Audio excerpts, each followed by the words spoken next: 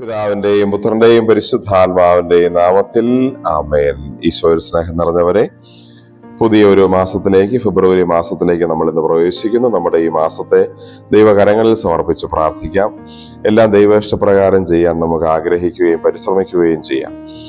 ഇന്ന് പരിശുദ്ധ കുർബാനയിൽ നമ്മൾ വായിച്ച് ധ്യാനിക്കുന്നത് വിശുദ്ധ യോഹന്നാൻ അറിയിച്ച സുവിശേഷം 11-ാം അധ്യായം 17 മുതൽ 27 വരെയുള്ള വാക്യങ്ങളാണ്. ലാസറിനെ ഉയർപ്പിക്കുന്നതിന് മുമ്പ് ഈശോയും മർത്തായും തമ്മിൽ സംസാരിക്കുന്ന തിരുവചന ഭാഗമാണിത്.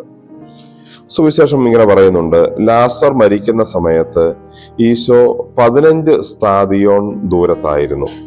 ബഥാനിയ എന്ന ലാസർ താമസിച്ചിരുന്ന സ്ഥലം അപ്പോൾ ഈശോ ഉണ്ടായിരുന്ന സ്ഥലത്ത് നിന്ന് 15 സ്താദിയോൺ ദൂരത്തായിരുന്നു. ഒരു സ്താദിയോൺ എന്ന് പറയുന്നത് 185 മീറ്ററാണ്.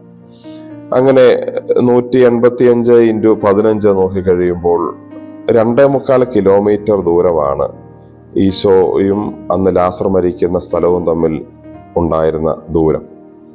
ചുരുക്കം പറഞ്ഞാൽ വലിയൊരു ദൂരമായിരുന്നില്ല. ഈശോയുടെ സ്നേഹിതനായിരുന്നു ലാസർ. ആ കുടുംബത്തോട് വലിയ അടുപ്പം ഉണ്ടായിരുന്നു. എന്നിട്ട് പോലും മർത്ത പറയുന്ന ഒരു പരാതിയും അതാണ്: നീ ഇവിടെ ഉണ്ടായിരുന്നെങ്കിൽ നിനക്ക് വന്നെത്താമായിരുന്ന ഒരു ദൂരമായിരുന്നു. 2.25 കിലോമീറ്റർ ദൂരമുള്ളൂ.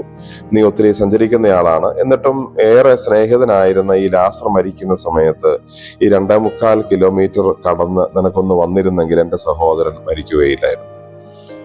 പക്ഷെ നമ്മളിവിടെ ശ്രദ്ധിക്കുന്ന ഒരു പ്രത്യേകതയുള്ള കാര്യം, 2.25 കിലോമീറ്റർ അകലെ നിന്ന് വരാൻ പറ്റാതിരുന്നിട്ടല്ല, അതിലും വലുതെന്തോ ഒന്ന് ചെയ്യാൻ കർത്താവ് തീരുമാനിച്ചിരുന്നു എന്നുള്ളത് കൊണ്ടാണ്.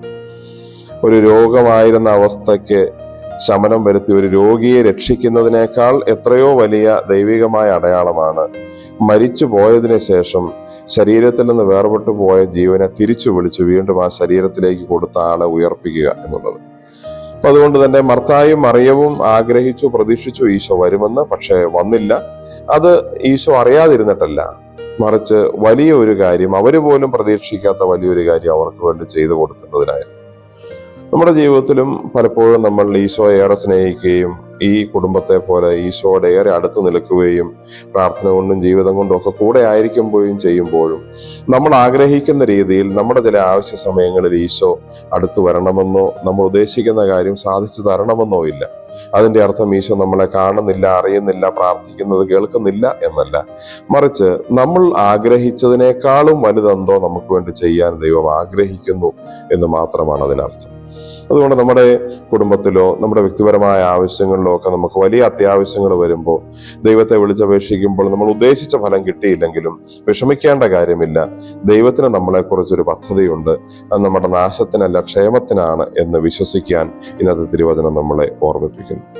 അതിന് പ്രധാനമായും ചെയ്യേണ്ട ഒരു കാര്യം, മർത്തായെയും മറിയത്തെയും ലാസറിനെയും പോലെ നമ്മൾ ഈശോയുടെ സ്നേഹിതരായിരിക്കണം എന്നുള്ളതാണ്.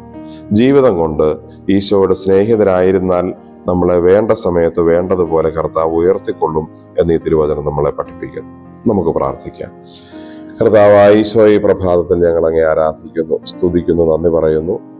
ഞങ്ങളുടെ ജീവിതത്തിന്റെ ഏറ്റവും അത്യാവശ്യമുള്ള, പലപ്പോഴും വേദന നിറഞ്ഞ ഘട്ടങ്ങളിൽ അങ്ങേ വിളിച്ചപേക്ഷിക്കുമ്പോൾ ഞങ്ങൾ ഉദ്ദേശിച്ച രീതിയിൽ ഒരു ദൈവികമായ ഇടപെടൽ കണ്ടില്ലെങ്കിൽ ഞങ്ങൾ അതിൽ വിഷമിക്കേണ്ടതില്ലെന്നും, മറിച്ച് മറ്റേതെങ്കിലും അവസരത്തിൽ മറ്റേതെങ്കിലും രീതിയിൽ ഞങ്ങളുടെ ജീവിതത്തിൽ കൂടുതൽ കാര്യക്ഷമമായി ക്രിയാത്മകമായി അങ്ങ് ഇടപെടാൻ ആഗ്രഹിക്കുന്നുവെന്നുമാണ് അതിന്റെ അർത്ഥമെന്ന് മനസ്സിലാക്കാൻ ഞങ്ങളുടെ ഹൃദയങ്ങളെ പഠിപ്പിക്കണമേ.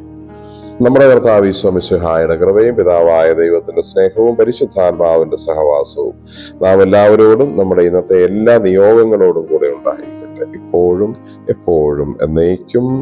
ആമേൻ. ഈശോ മിശിഹായ്ക്ക് സ്തുതിയായിരിക്കും.